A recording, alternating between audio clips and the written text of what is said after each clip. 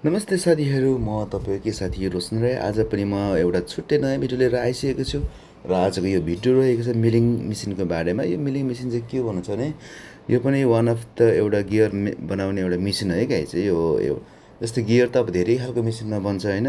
एउटा यो मिलिङ मेसिनमा पनि बन्छ, अर्को सेपरमा पनि बन्छ होइन, अनि अर्को भिएमसीमा पनि बन्छ, अर्को पाउडर मेटालोजीमा पनि बन्छ। तर यो चाहिँ होइन एकदम सस्तो खालको मेथड हो यो चाहिँ होइन। एकदम सस्तो मेसिनमा चाहिँ हामी यदि तपाईँले कुनै पनि प्रकारको गियर बनाउन चाहनुहुन्छ भने चाहिँ यो रोज्न सक्नुहुन्छ। यसमा चाहिँ हामीले सजिलैसँग एकदम सानै लगानीमा चाहिँ गियर बनाउन सक्छौँ है त। अब यो मेसिनको तपाईँलाई यो मेसिन नजिकमा हेर्दा कस्तो हुन्छ यसको क्लोज लुक्स तपाईँलाई म देखाउँछु है त। र यहाँ तपाईँले जुन हेरिदिनुहुन्छ यही मेसिनको नाम हो मिलिङ मेसिन। र अब यहाँनिर केही इन्स्ट्रक्सन छ, यतातिर नजाउँ।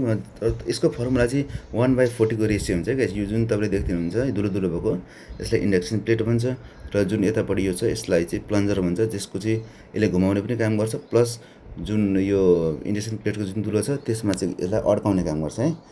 अब तपाईँले जुन मेरो हात यहाँ देख्दै हुनुहुन्छ यो चाहिँ हामीले 40 फन्को घुमाउँदाखेरि बल्ल यतापट्टिको जुन समाउने चक हेर्दै हुन्छ नि तपाईँले। अब यहाँनिर अलिकति यो मेसिन नचलाएको धेरै भयो, त्यही भएर थोरै धुलोहरू लागेको छ। जुन यो चक चाहिँ यतापट्टि हामीले 40 फन्को घुमाउँदा बल्ल 1 फन्को घुम्छ है। त्यही भएर यसलाई चाहिँ 1/40 को जुन फर्मुलामा बनाएको हुन्छ। र अब यहाँ तपाईँलाई मैले जुन यो कम्पनीको लोगो देखाउँछु है, यो चाहिँ सिङ मेसिनरीको हो। यहाँ फोन नम्बरहरू पनि छ, तपाईँले यसको प्राइसहरू पनि बुझ्न सक्नुहुन्छ र अर्डर पनि गर्न सक्नुहुन्छ है त। यो चाहिँ इन्डियाबाट आउँछ है, नेपालमा चाहिँ बन्दैन यो। यहाँ फेरि तपाईँले अर्को घुमाउने देख्दै हुन्छ, यसलाई चाहिँ क्रस लाइट भन्छ है। यसले चाहिँ तपाईँको जुन वर्कपिसलाई चाहिँ लेफ्ट राइट लाने काम गर्छ। यसको यो एकचोटि मात्रै फिक्स गर्ने हो, त्यो बार बार गरिनु पर्दैन है त। र तपाईँले अब यहाँ हेर्न सक्नुहुन्छ यो चाहिँ यसलाई भन्छ गियर कटर। यो चाहिँ विभिन्न आकारको विभिन्न प्रकारको हुन्छ होइन। जस्तै म तपाईँले फोटोमा अरू पनि देखाउँछु है त, यहाँ हेर्नुहोस् त।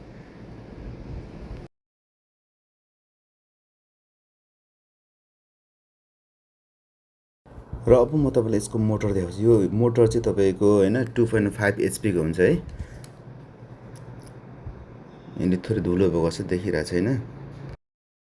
र अब म तपाईँहरूलाई यो मेसिनमा कसरी गियर बन्छ यसको केही झलकहरू तपाईँलाई देखाउँछु है त, यहाँ हेर्नुहोस्। र अब यति भन्दै म आजको यस भिडियोबाट बिदा लिन चाहन्छु। हस्त धन्यवाद। I see you in next video. Bye by.